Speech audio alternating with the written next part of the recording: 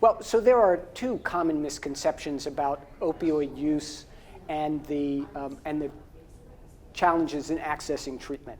So one is, for instance, that there are many people who have chronic pain, and for many, many years they've been using substantial amounts of opioids to manage that pain and try to achieve a quality of life.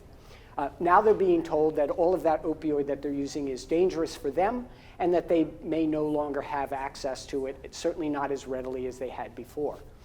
And though it is true that high use of opioids may be dangerous for them, still we need to be able to offer alternatives for their pain management so that they can continue to succeed in their life, if not improve the quality of their life, as we gradually address their opioid use. Many are now dependent on their opioids, and they'll need support with that, as well as for their pain. And until we can get all of those resources together to support them, to simply withhold their opioids or to force them to take less will sometimes lead some people to go to extraordinary means to achieve the goal that they have for themselves, their pain relief, perhaps even going out to the street where they will obtain unknown kinds of opioids and get themselves into serious trouble, if not overdose and death. So that's one. Another is this notion that medication-assisted treatment is simply swapping one drug for another. There are a number of good reasons to think that that is not at all true. Take someone with diabetes. We know that people with diabetes may have chronic necessary use of diabetic medication, including insulin. We never would consider withholding or in some way discouraging them from continuing to use their medication, even if it was for 20 years or a lifetime.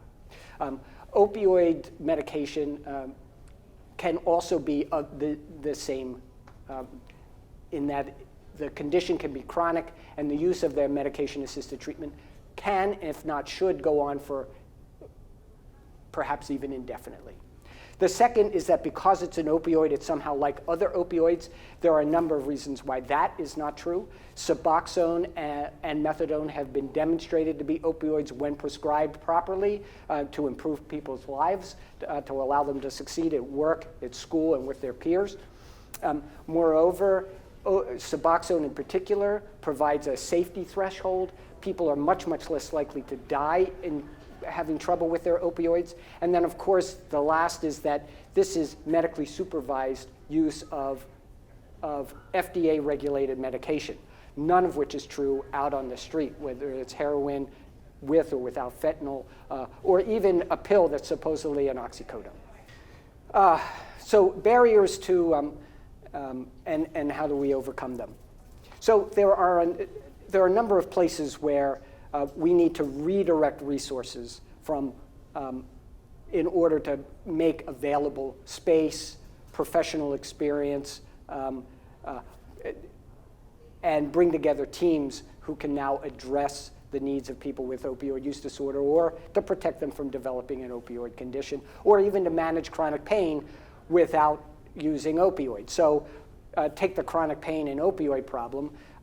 If we're going to do that successfully, people need to have access to alternative pain medication. They need access to physical therapy. They need to be able to get potentially injections and management by pain specialists. And not all of this is readily available or even supported by insurance.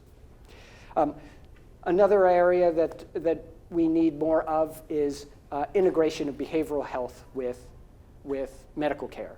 So it's one thing to prescribe a pill, but we know that prescribing a medication by itself often is insufficient.